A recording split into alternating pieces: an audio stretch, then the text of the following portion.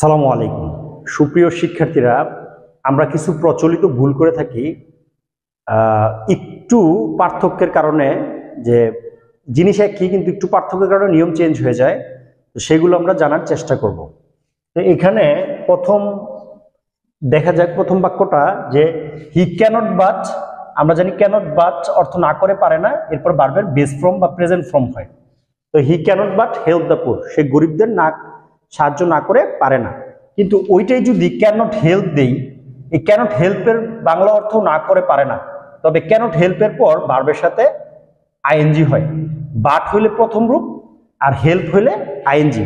এই হেল্পের বাংলা হলো না করে পারে না।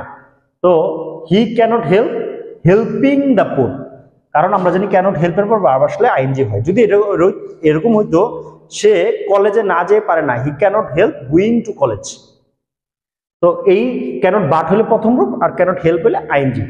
দ্বিতীয়টা লক্ষ্য করা যাক, যেমন হি গোজ টু কলেজ।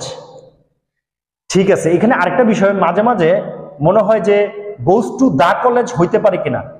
হইতে পারে যদি সেটা বিশেষ উদ্দেশ্য হয়। যেরকম my father went to the college for meeting my teacher, কারণ আমার বাবা টিচারের সাথে তো কোনো বিশেষ উদ্দেশ্যে মিট করার জন্য গেছে। কিন্তু যেটা রেগুলার হয়, যেমন I go to school, I go to college, I go to মস্ক, এগুলোর আগে দা হয় না, কিন্তু বিশেষ উদ্দেশ্য হলে দা হয়। আচ্ছা, এখন এই গোজ টুরে যদি আমি না বোধক করি, তাহলে গোজ মানে কি ডাজ নট হবে, আর তখন কিন্তু আর গোজ থাকবে না, কি হয়ে যাবে গো। আচ্ছা, এটা যদি গো না হয়ে দ্বিতীয় রূপ হইতো, তাহলে আমরা ডাজ নটের জায়গায় নিশ্চয়ই ডিড নট ইউজ করতাম, আর ওয়েন্টের তখন প্রথম রূপ আবার গো আইসা পড়তো। That means do not, does not, did not এর পরে কিন্তু ভার্বের প্রেজেন্ট ফর্ম বা বেস ফর্মে আইসা পড়ে। তারপরে আরেকটা যেই ভুল আমরা করি, he came here in order to study. আচ্ছা, ইন অর্ডার টু আর টু, সো অ্যাজ টু, তিনটা একই জিনিস, যেটার পরে ভার্বের প্রেজেন্ট ফর্ম হয়। যেমন হি কেম হিয়ার, সে এখানে এসেছিল ইন অর্ডার টু, পড়াশোনা করতে। টু এর বাংলা আমরা জানি তে। টু, ইন অর্ডার টু অথবা সো অ্যাজ টু। এটা যদি উইথ এ ভিউ টু হয়ে যায়, যেটার বাংলা হলো উদ্দেশ্যে, তখন আর প্রথম রূপ থাকে না, আইএনজি হয়ে যায়, স্টাডিং। তাহলে টু স্টাডি আর with a view to studying. তারপর আমরা জানি হ্যাভ, হ্যাজ, হ্যাড এর পর ভার্বের থার্ড ফর্ম বসে, এই জন্যই he has solved the problem. আর ন্যাচারালি আমরা জানি থার্ড পারসন সিঙ্গুলার হইলে হ্যাভ এর জায়গায় হ্যাজ বসে।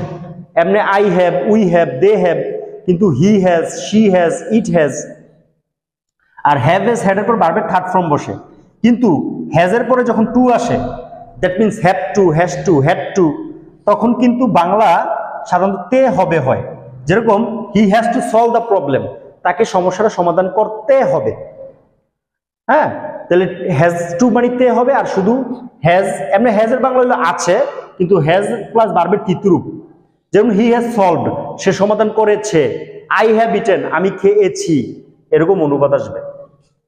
ইউজ টু, আমরা সাধারণত জানি টু এর পর ভার্বের present form. He use to play football, সে ফুটবল খেলায় অভ্যস্ত।